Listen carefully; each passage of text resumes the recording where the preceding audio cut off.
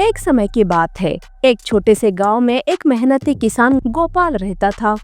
उस दिन गोपाल अपने बैलों की मदद से खेत में काम कर रहा था कि तभी वहां जमींदार आता है। गोपाल, अपना काम बंद कर, मैं तेरे बैल लेने आया हूँ। जब तक तू मेरा कर्जा वापस नहीं चुकाता तब तक तेरे बैल मेरे पास रहेंगे। नहीं नहीं जमींदार जी, बैल ही नहीं रहेंगे तो मैं खेत का काम कैसे करूंगा? इतनी कृपा कीजिए मुझ पर। वो मैं कुछ नहीं जानता, मुझे तो बस मेरे पैसों से मतलब है। जमींदार जबरदस्ती गोपाल के बैल ले जाता है। गोपाल का खेत का काम अधूरा रह जाता है। दूसरे दिन गोपाल अपने दोस्त के घर आता है। सुनो दोस्त, क्या मुझे कुछ दिनों के लिए तुम्हारे बैल मिल सकते हैं? गोपाल अपने दोस्त को सारी हकीकत बता देता है। अरे गोपाल, तुम्हारी मजबूरी मैं समझ सकता हूँ, पर मेरे भी तो खेत के काम है ना, मैं तुम्हारी मदद नहीं कर सकता। गोपाल का दोस्त उसे बैल देने से मना करता है। गोपाल वहाँ से चला जाता है। फ्री में बिना किराए के इसे कैसे बैल दे दूं? मैं अपना नुकसान क्यों करूं भला? वो ऐसा सोचता है।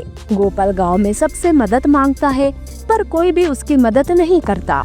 गोपाल उदास होकर खेत आता है। हे भगवान, अब मैं कैसे फसल उगाऊं?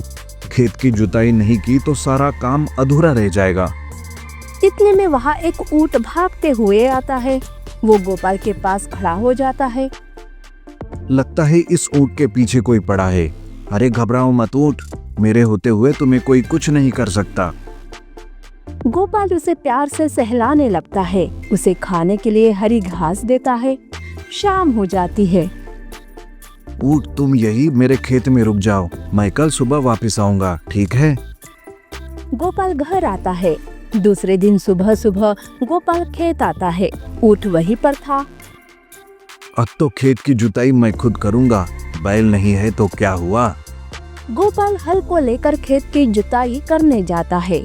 वो बड़ी मेहनत से हल चलाने लगता है। धूप के कारण वो पसीना पसीना हो गया।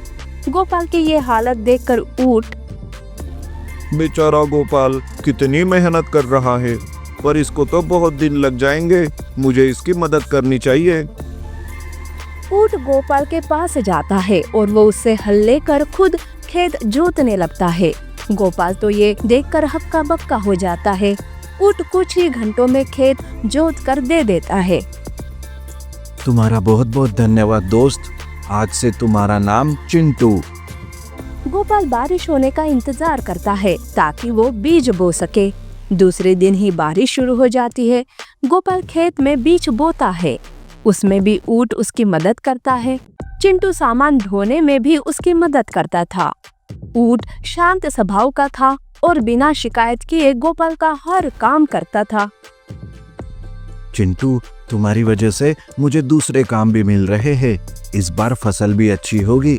हम दोनों मिलकर खूब पैसे कमाएंगे और जमींदार का कर्जा चुकाकर मैं मेरे बैलों को वापस लेकर आऊंगा।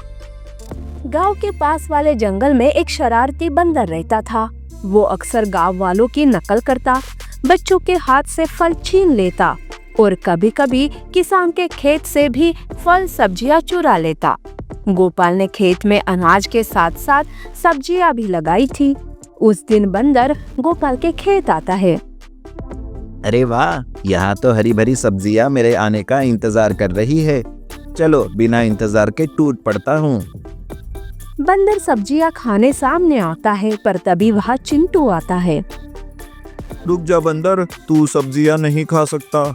मेरा दोस्त गोपाल मेहनत करके इन सब्जियों को उगाता है ताकि उन्हें बेचकर वो कुछ पैसा कमा सके। अरे थोड़ी सब्जी खा लूंगा तो क्या नुकसान हो जाएगा तेरा और तेरे दोस्त का? वैसे तू तो एक जानवर है, फिर दूसरे जानवर की मदद करना ही तेरा धर्म है।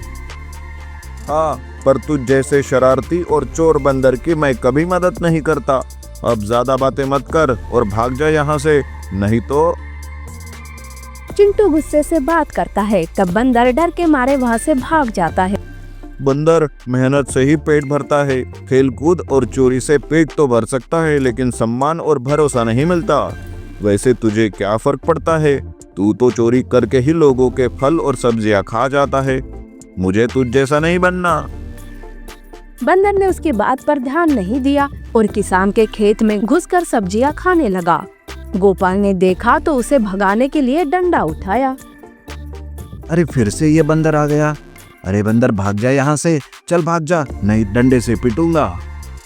गोपाल उसे डराता है। बंदर भी डरकर पेड़ पर चढ़ गया, लेकिन भागते भागते कुछ सब्जियां बर्बाद हो जाती है। तब गोपाल कहता है, देखो बंदर, ऊंट मेरी मदद करता है इसलिए मैं उसका ख्याल रखता हूँ, लेकिन तुम मेरे खेत में घुसकर मेरी सब्जियों की चोरी करते हो, इसीलिए मैं तुम्हें भगाता हूँ। अगर तुम भी अच्छे से सब्जियां मांगते तो मैं तुम्हें सब्जियां खाने के लिए कभी मना नहीं करता। बंदर को तब अपनी गलती का एहसास हुआ। उसने ऊंट से कहा, तुम सही कहते थे ऊंट, मेहनत और ईमानदारी से ही जीवन में सच्चा सुख मिलता है। आज से मैं कभी चोरी नहीं करूँगा। उस दिन के बाद से बंदर गांव में किसी भी किसान का नुकसान करने नहीं आया। बंदर के न आने से बाकी के किसान भी खुश हो जाते हैं। उस दिन ऊंट अनाज की बोरियां बाजार ले जाता है। गोपाल को बहुत ही मुनाफा होता है। वो बहुत खुश हो जाता है। वो ऊंट के साथ घर आता है। रास्ते में उसे उसका दोस्त मिलता है। अरे वाह गोपाल, बड़ा ही खुश दिखाई दे रहा है तू। आखिर क्या बात है? आज मुझे मेरे बैल वापस मिल जाएंगे, इसलिए मैं खुश हूँ। अच्छा, फसल से इतना मुनाफा हुआ तुम्हारा, पर तुम्हारे पास तो खेत जोतने के लिए बैल ही नहीं थे, फिर तुमने अपना काम कैसे पूरा किया? अरे ये है ना मेरा दोस्त ऊंट, इसने मेरी मदद की, हमने तो एक्स्ट्रा काम भी किए। ऐसा कहकर वो वहाँ से चले जाते हैं। गोपाल सारे पैसे लेकर जमींदार के घर आता है। जमींदार जी, ये लीजिए आपके पैसे और मुझे मेरे बैल वापस कीजिए। जमींदार पैसे लेकर उसे बैल लौटा देता है। गोपाल, मुझे तुमसे यही उम्मीद थी, कभी पैसों की जरूरत आन पड़े तो आ जाना। नहीं जमींदार जी, अब कोई कर्जा मैं नहीं लूंगा, मेहनत करूंगा और उसमें ही खुश रहूंगा। गोपाल अपने बैलों को पाकर बहुत ही खुश हो जाता है। बैल भी अपने मालिक को देखकर खुश थे।